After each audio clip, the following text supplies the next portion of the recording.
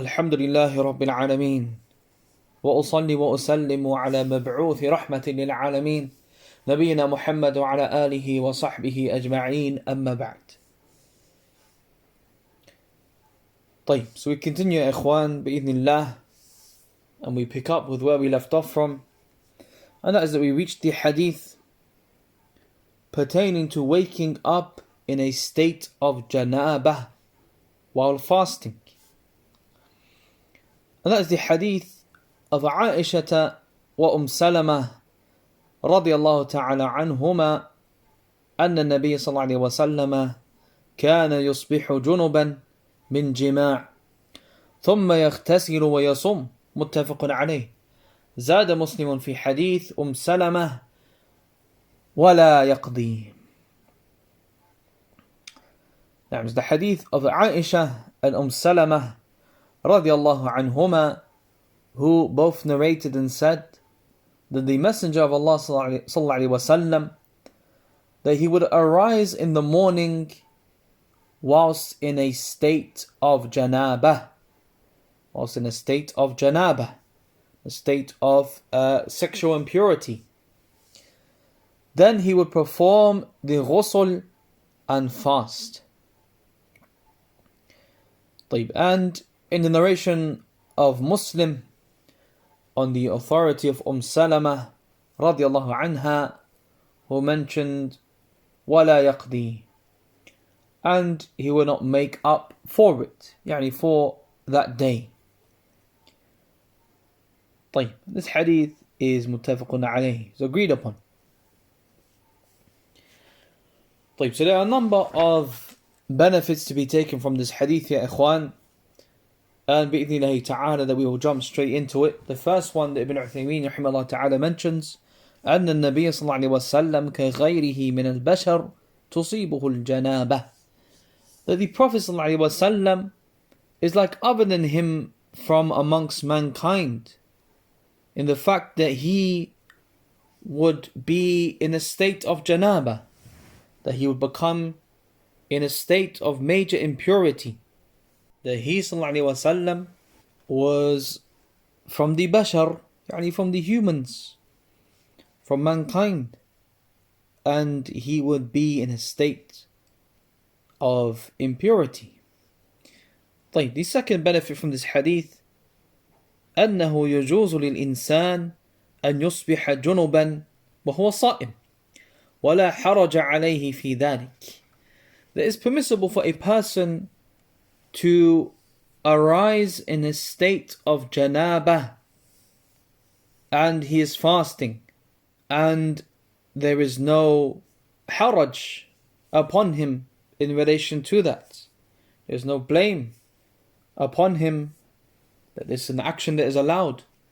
That a person arises يعني after Fajr, after the fast has begun, whilst he is in a state of janabah.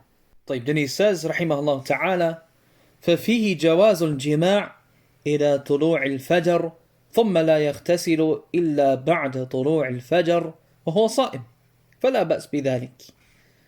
So within this is that it's permissible for a person to have intercourse up until the entering of Fajr, and then he does not perform ghusl, يعني does not perform ghusl before Fajr has entered, and he is in a state of fasting, يعني, and he is to begin his fast in that state, in the state of janaba.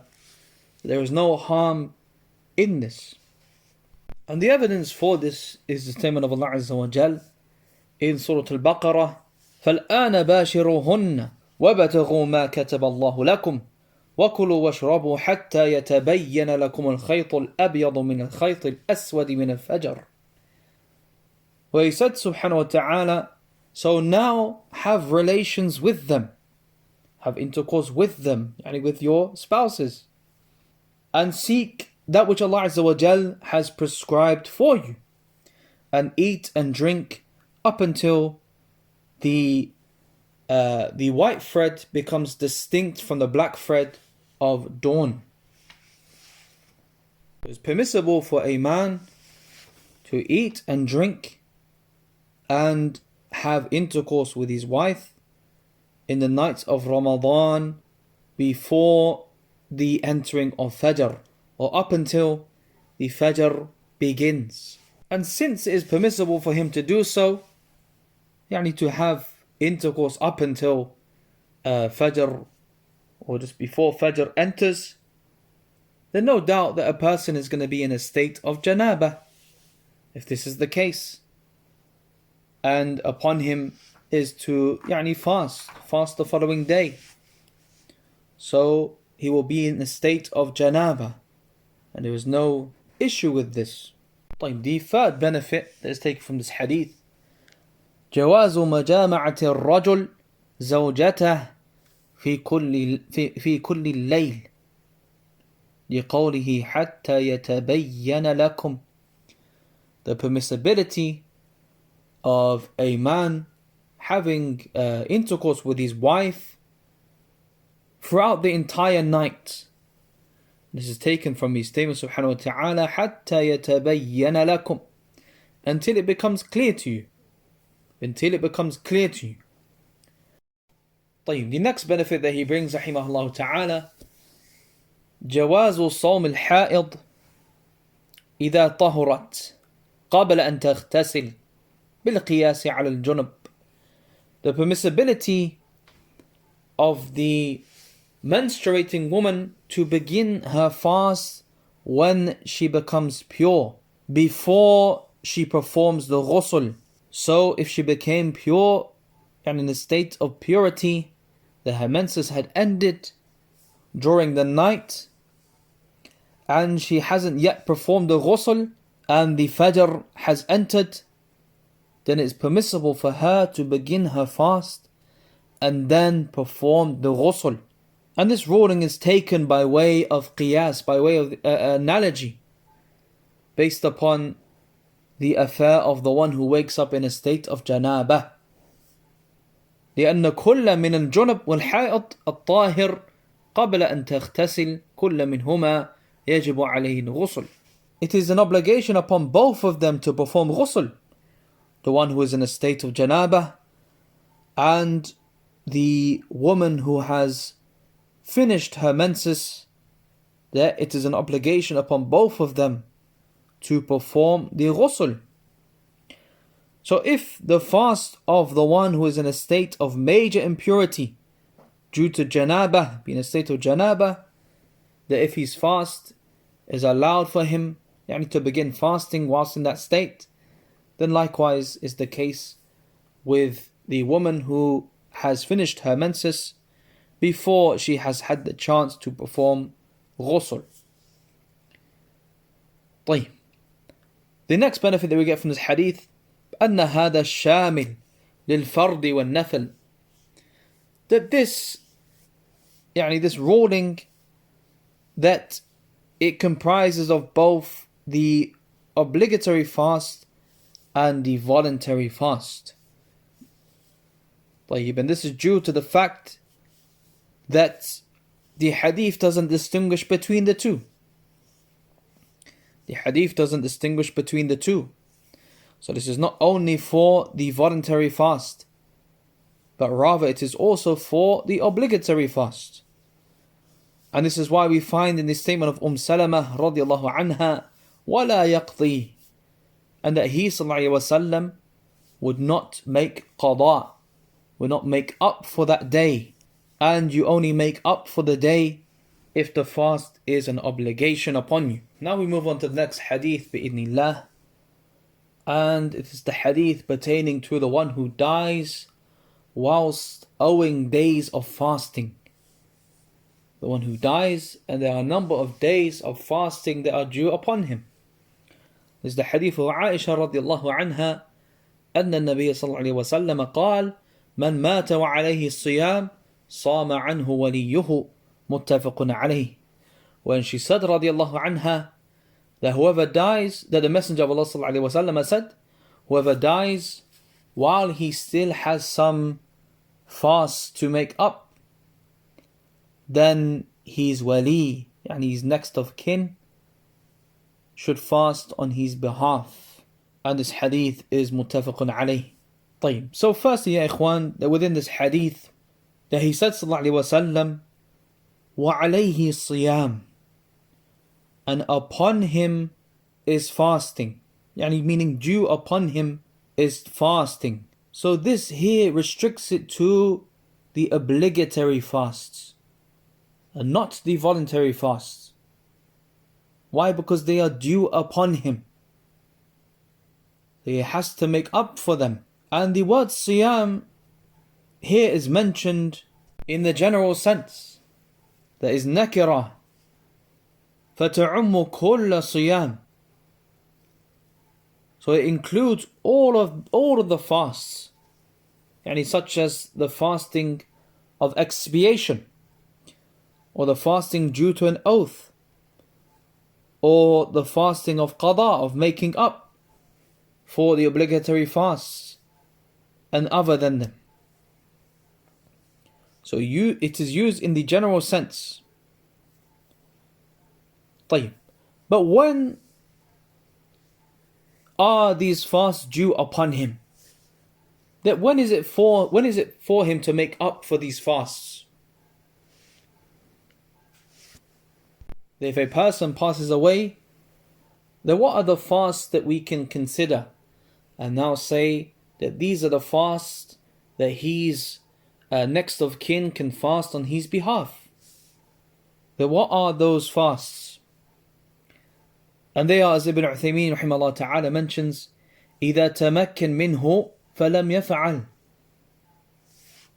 That which he was able to do, he had the ability to do, yet he did not do it. طيب, so it's in reference to those fasts that he had the ability to do, that he was able to do, yet he did not do them. أما إذا لم يتمكن فليس عليه الصيام. As for if he was unable to do them and unable to make up for them, then there is no fast that is to be made up on his behalf. طيب, we'll give some examples بإذن الله, as Ibn Uthaymeen rahimahullah ta'ala mentions here. For example, that a man took an oath to fast 3 days, and then he died on that day, yani the same day that he took the oath to fast the 3 days, that he died before he could fulfill fasting those 3 days, then there is nothing that is due upon this person. There is nothing that is due upon this person. Why? لِأَنَّهُ لَمْ يَتَمَكَّنْ. Because he was unable to fulfill them. He was unable to carry them out. طيب, another example. That a man, he had fast to make up from Ramadan. However, he became ill, severely ill, on the day of Eid. Yani Eid al-Fitr, that he became severely ill. And he died as a result of this illness. Again, in this case, that there is nothing to be made up for. There is nothing to be made up for. There is nothing that his next of kin can fulfill the fasts on his behalf. Why? Again, going back to that principle, because he did not have the chance to. He was not able to make up for those days. طيب, and how about the man who was ill? The man who was ill in Ramadan, and his illness was that which is not hoped that he will be cured from. So it is a terminal illness. So he had a terminal illness in Ramadan and he was unable to fast. Then he passed away. What about this individual? And the answer is that his next of kin, they do not fast on his behalf. They do not fast on his behalf but rather they are to feed a poor person for each day. Why? Because as we mentioned previously, that which is due upon the person who has a terminal illness is that he feeds a poor person. And there is no qada that is due upon him to begin with. The next affair, ya ikhwan, is in relation to who is the wali. That who is the one who is able to fast on his behalf.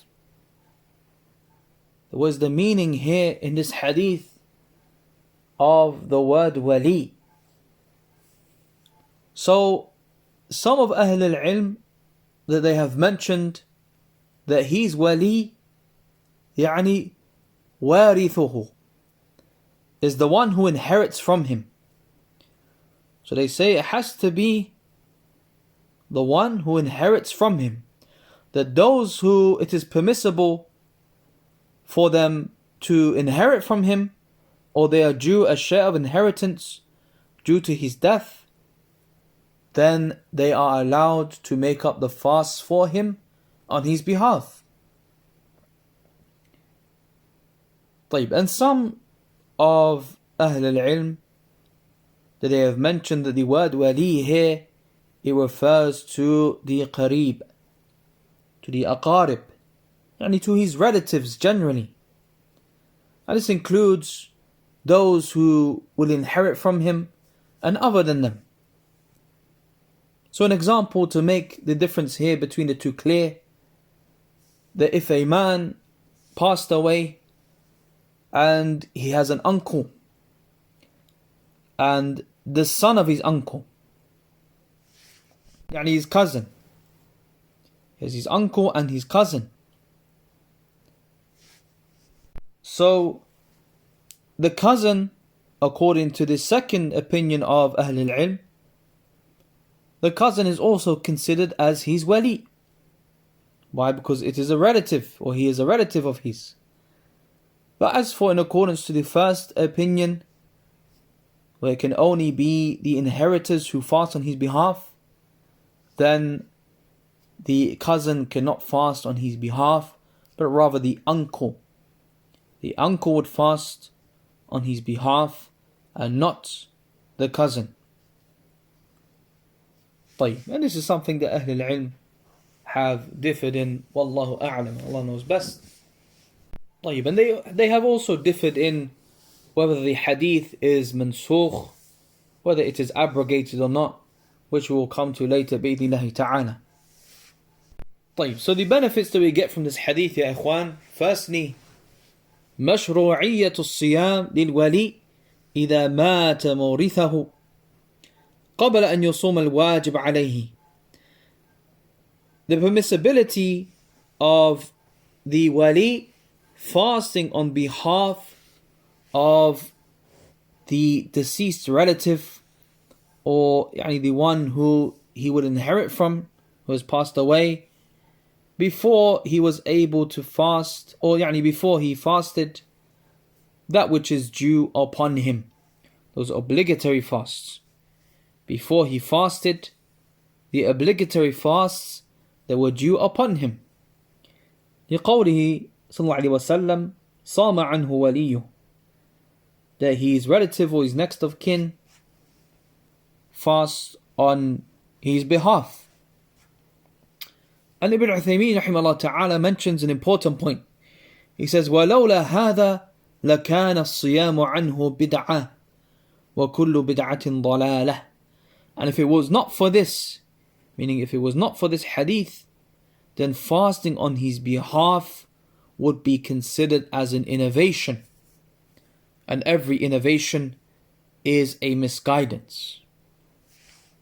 The next benefit that we get from this hadith, أن من مات وعليه الصيام من رمضان فإنه يصام عنه لعموم قوله صلى الله عليه وسلم وعليه الصيام.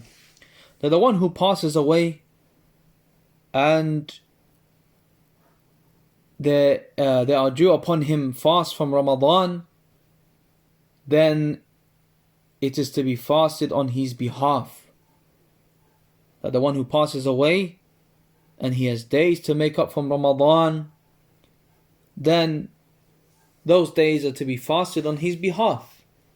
And this is taken from the generality of his statement sallallahu alaihi wasallam, then upon him وَعَلَيْهِ الصِّيَامِ, that upon him were obligatory fasts to make up for. And he says rahimahullah ta'ala ibn Uthaymeen that this is the correct opinion in relation to this hadith. It is the correct opinion and the correct understanding in relation to this hadith. And some of the scholars, that they held that it is not permissible for a person to fast on behalf of another person. And some of them hold the opinion that it is not permissible to fast on behalf of another person except in relation to another, in relation to the fast of an oath. So they make an exception only for when it comes to the fast of an oath. But as for making up for the days of Ramadan, then they are not to be fasted on his behalf. So in total we have 3 opinions. The first one, that it is permissible for his next of kin to fast on his behalf. And the second opinion, that it is not permissible to fast on his behalf. And the third opinion, that only the fasting of an oath is permissible to fast on his behalf, and any other fasts are impermissible. So we'll briefly mention the opinions and some of the evidence that they have used in summary bi'idhnillahi ta'ala. So those who say, or those who held the opinion, is that they use the hadith, is that they use the hadith, is that they use the hadith, is that they use the hadith that is narrated from Abdullah bin Amr radiyallahu anhuma, and is collected by Imam Malik in his Muwatta, and the hadith is mawquf, is that he said sallallahu alayhi wa sallam أنه قال لا يصوم أحد عن أحد ولا يصلي أحد عن أحد, that no one fasts on behalf of another person, and no one prays on behalf of another person. That they use this hadith. And as we mentioned, that this hadith is mawquf,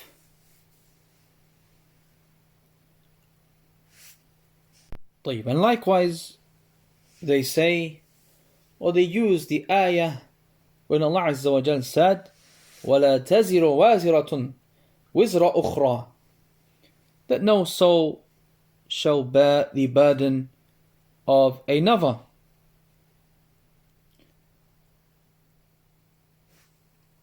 So they say that the hadith صَامَ عَنْهُ وَلِيُّهُ, that his next of kin fast on his behalf. So they say that within this hadith is an amr, is a command. So therefore we are compelling his relatives or his next of kin to fast on his behalf, and therefore we are going against this ayah. And as for those of the third opinion, whereby they distinguish between the fasting of an oath and the other fasts, that they say the reason for so is because the fasting of an oath is that which a person obligates upon himself. That when he takes an oath, he obligates that fast upon himself, whereas the other fasts, that they are obligated upon him from Allah Azza wa Jal, such as making up for the days of Ramadan. But as for when he fasts an oath, or takes an oath, then this is something that he himself has obligated upon himself. So therefore it is permissible for his next of kin to fulfill the obligation, that which he had made obligatory upon himself. Ibn Uthaymeen rahimahullah ta'ala responds to this by saying that this is a weak reasoning. This is a weak reasoning, and that the second opinion is responded to by the hadith being weak. لا يصوم أحد عن أحد, that no one fasts on behalf of another. That this hadith which is weak. And if it had been the case, that it was authentic, then it would be considered as a general hadith. That this is a general hadith, and we have something that is more specific, that specifies it. So then the meaning of this hadith would be لا يصوم أحد عن أحد, that no one fasts on behalf of another. Meaning if we were alive.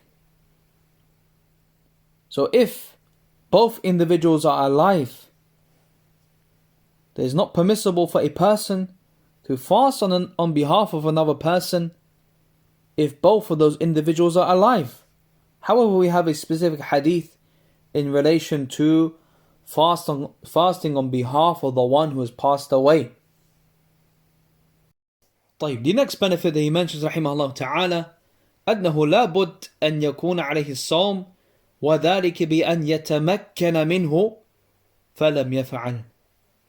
That it is a must that these fasts were due upon him by way of he was able to fulfill them. He was able to fulfill these fasts, yet he did not do so, as we mentioned previously. And we'll give an example bi'idhnillah to make it clearer. And that is, for example, that a man, that he fell ill during Ramadan for a total of 5 days. So he has to make up for 5 days of Ramadan. And then, alhamdulillah, he became better, and he was in good health for the first 5 days of Shawwal, and then he passed away. He has 5 days from Ramadan, and Shawwal entered, and he died after 5 days of Shawwal. Then this individual, the hadith is applicable to him. In this scenario, it is allowed for his wali to fast these 5 days on his behalf. Why? Because he had a period in which he was able to make up for these days. Yet he did not do so. طيب. But how about now, for example, if he had 5 days to make up in Ramadan, but then he passed away after only 3 days of Shawwal. They had 5 days to make up for in Ramadan, and he was only in good health for a period of 3 days in Shawwal. He only had the ability to fast for 3 days in Shawwal, and then he became ill again and passed away. So in this case, as Ibn Uthaymeen rahimahullah ta'ala mentions, that in this case, then his wali makes up for 3 of those 5 days. That he can fast on his behalf for 3 of the 5 days. Wallahu a'lam. Another issue that Ibn Uthaymeen rahimahullah ta'ala brings is in relation to whether or not it is permissible to spread these fasts out amongst his awliya, amongst more than one wali, whether it is allowed for them to divide up the days. So for example, if there were 30 days of Ramadan and there were 5 individuals, that each person takes 6 days until they have all collectively fulfilled the 30 days that was due upon him. That is this allowed to do? And the answer is yes. As Ibn Uthaymeen rahimahullah ta'ala mentions, that is permissible, and this is due to the generality of his statement sallallahu alayhi wa sallam, Sama anhu waliyu, that his next of kin fast on his behalf. It's a general statement. Just as it is permissible to, for example, if he had a debt that was due upon him, that he had to pay back, it is permissible for each person to repay some of that debt collectively. And he brings some other important masail. I encourage the brothers, bi'idhnillahi ta'ala, those who have the ability to do so, to go back to his explanation and read through some of these extremely beneficial issues that he raises, rahimahullah ta'ala. But bi'idhnillahi ta'ala, we will suffice with what we have mentioned, and walillah alhamd, that we have completed the section in relation to the obligatory fasts, and then bi'idhnillahi ta'ala we'll move on to the voluntary fasts and that which is impermissible to fast on. bi'idhnillahi ta'ala, wa naktafi bihada, wa salli Allahumma wa sallim wa barik ala nabiyyina Muhammad wa ala alihi wa sahbihi ajma'in, walhamdulillahi rabbil alameen.